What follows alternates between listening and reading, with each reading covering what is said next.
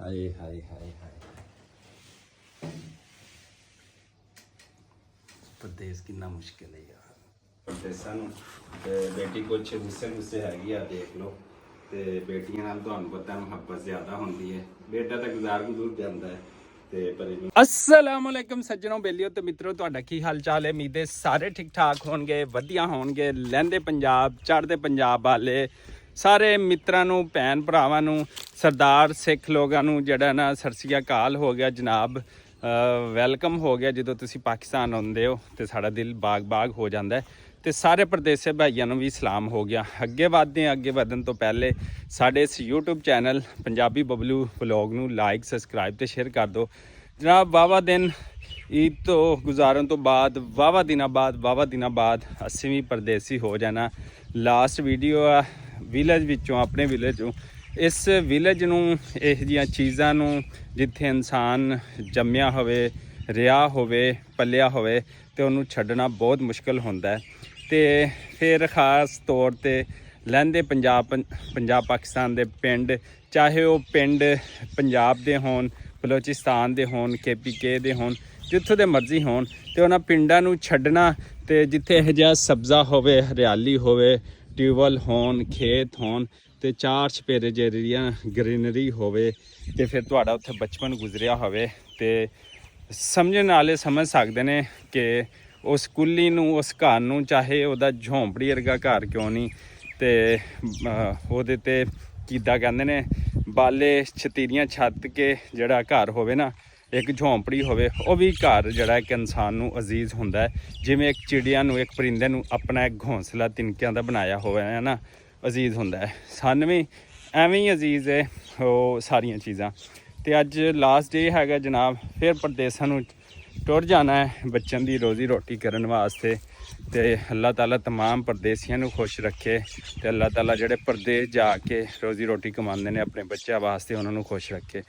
तो लिहाजा दिल अंदरों दुख बड़ा है तकलीफ बड़ी है दर्द बड़ी है किनू एक्सप्लेन कर सकते हैं सिवाय अपने रब तो। बहरहाल तुसी यूट्यूब फैमिली हो तुहाडे नाल ये सारियां चीज़ां एक्सप्लेन होंदियां रहंदियां ने दसदे रहने असीं अपडेट।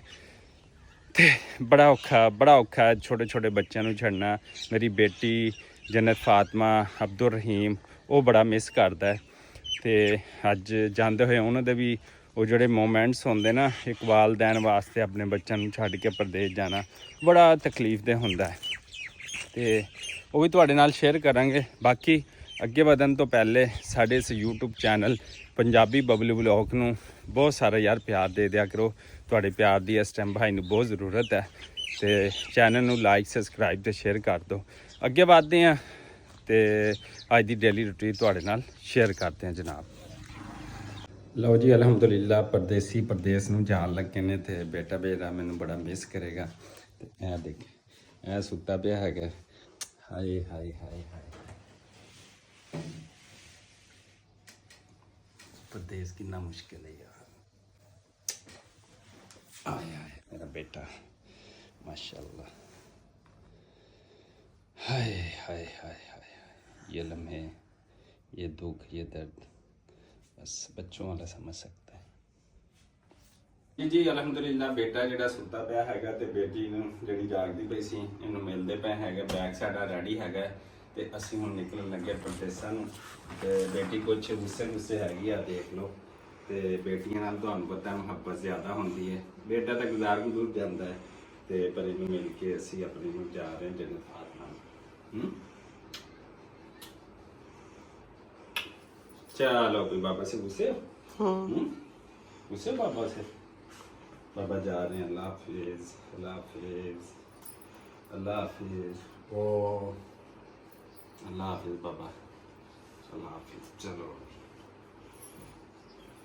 बाजी परदेस जाके जी सब तो बहुत याद आती है ना वो सिर्फ बच्चों की आती है। फिर उत्थे पैसा जड़ा ना जीरो हो जाता की करिए बच्चों वास्ते रोज़ी रोटी भी कमानी है।